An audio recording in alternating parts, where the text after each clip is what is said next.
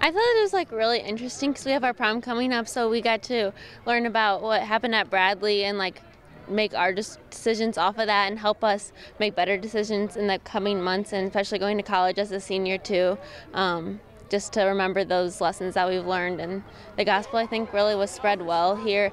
It made me think a lot more about what I've learned in the past, and it gave a new, interesting perspective to what I've learned my whole life. But it just was really impactful, and I hope that everyone took it to heart and really thought more about it going into like the next coming weeks and months. So.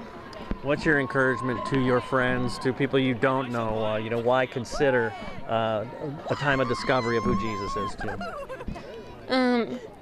In high school, you're faced with a lot of pressure, so I think like positive peer pressure in this case, to make good decisions, to really stride out and be that person that can spread the gospel and take that to heart, and making those good decisions will help you in the long run, I guess. So. Mm-hmm. In what ways has maybe your commitment to your church, to FCA, equipped you for the next step going on to college too?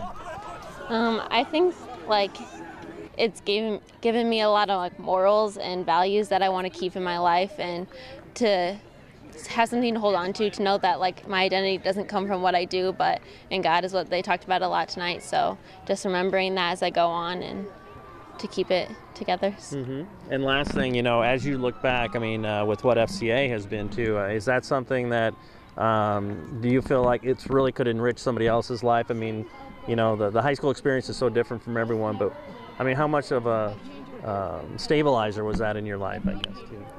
It really gives you a lot of encouragement to know that it's not about how you play in sports. It's not about what you do in the field, on the court, whatever. It really comes from something deeper than that. It comes from Christ. So you know that no matter how you perform that one day, it really gives you like the peace that you're something more than just on the field, or like I said, the courts or whatever. So.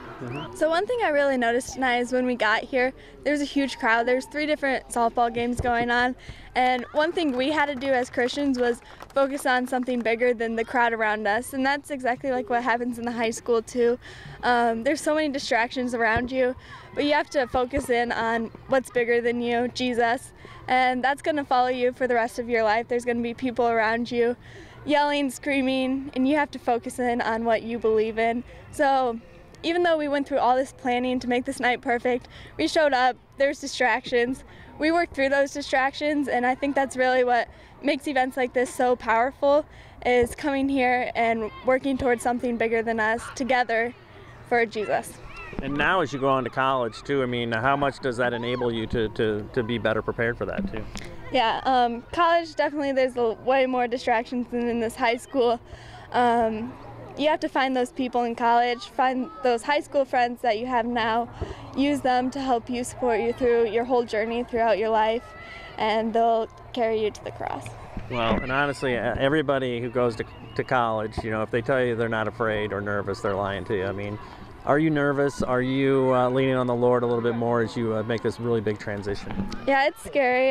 There's a lot of people there you don't know. You don't know what distractions you're going to come to, what evil you're going to encounter, but knowing that He's bigger than you is going to help you throughout your whole journey. So it's an awesome responsibility to be the mouthpiece, and hearing what people were saying tonight and just the general theme.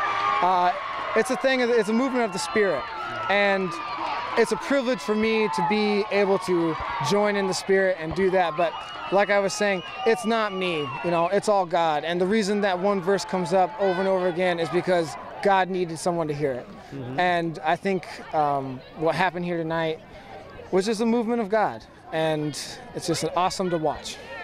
Well, we're hearing it right now, the distractions, softball, and we have distractions in our life. What's your challenge to kids as they, face those moments in life that seem right to a man, but in the end can lead to death too? How do you attack those things, I guess?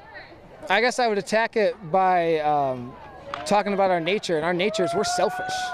And I want to know, what are you getting from the decisions that you're making? And I think we don't realize, because we live in the short term, but in the end, we don't get anything from those things. It's short-term pleasure that fades, and if we can make the decisions that will bring us into God's glory, I think we would make that if we could see clearly. And the distractions are always going to be there. And we're not always going to stay focused on our purpose, but we believe in a God of mercy and grace. Amen. Thank goodness for that.